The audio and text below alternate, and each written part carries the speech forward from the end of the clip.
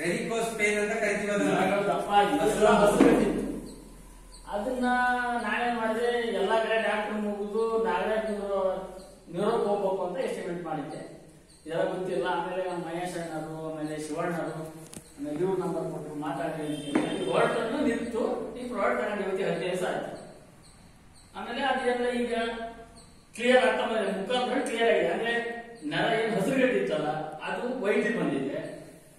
Daily ಸ್ವಲ್ಪ ಸ್ವಲ್ಪ ಸ್ವಲ್ಪ ಆರಾಮ್ ಆಗ್ತಾ ಇದೆ. ಆಮೇಲೆ ಅದೇ ಪ್ರಾಡಕ್ಟ್ ನಂದು ಈ ಕೈಯು ಟ್ರ್ಯಾಕ್ಟರ್ ಬಿದ್ದು 3 ವರ್ಷ ಆಗಿತ್ತು. ಈ ಕೈ ಮೇಲೆ ಬಂದಿದ್ದೆಲ್ಲ 3 ವರ್ಷದ ಆಸ್ಪತ್ರೆಗೆ ಹೋಗ್ತಾ ಇದ್ದೆ. ಈ ನರ ಸವಕಳಿ ಬಂದೈತಿ, ತಲ್ಲಿ ಮಾಡ್ಬಾರ್ದು ಬಿಟ್ಟೆ. ಮತ್ತೆ ವರ್ಷ ಪೇನ್ ಬರ್ತದೆ. ಮೊನ್ನೆ ಇವಾಗ 3 ತಿಂಗಳು ರೀಸೆಂಟ್ ಆಗಿ ಎಕ್ಸ್ಟ್ರಾ ತರಿಸಿದಾಗ ನರ ಮತ್ತಿಲ್ಲ ಆಗಿದೆ, ಬೆಲ್ಟ್ ಹಾಕ್ಬೇಕು. ನಾನು ಹಂಗೆ ಬಂದೆ, ಸರ್ ನೆಕ್ಸ್ಟ್ ಬರ್ತೀನಿ ಅಂತ ಬಂದೆ. ಈ ಹ್ಯಾಂಡ್ ಬ್ಯಾಗ್ ಏನಿತ್ತಲ್ಲ ಅದನ್ನ 1 ವಾರ ಯೂಸ್ ಮಾಡಿ ಮಲಗುವ ಆರಾಮ್ಸೆ ಆಗ್ತಾ ಇತ್ತು. ಇವತ್ತು ಅಲ್ಲಿ ಮಾತ್ರ ನನಗೆ ಅನಿಸಿರೋ ಪ್ರಕಾರ ಸ್ನೇಹಿತರೆ, ಇಲ್ಲಿ ನಾನು ಈ ಪ್ರಾಡಕ್ಟ್ ಬಗ್ಗೆ ಮಾತಾಡ್ಬೇಕು ಅಂದ್ರೆ, ಒಂದು ಮನೆಗೆ ಹಿಂದ್ಗಡೆ ಮುಂದ್ಗಡೆ ಬಾಗಿಲು ಎಷ್ಟು ಇಂಪಾರ್ಟೆಂಟ್ ಅಷ್ಟು ಇಂಪಾರ್ಟೆಂಟ್ ತರ ಕಾಣಬೇಕು.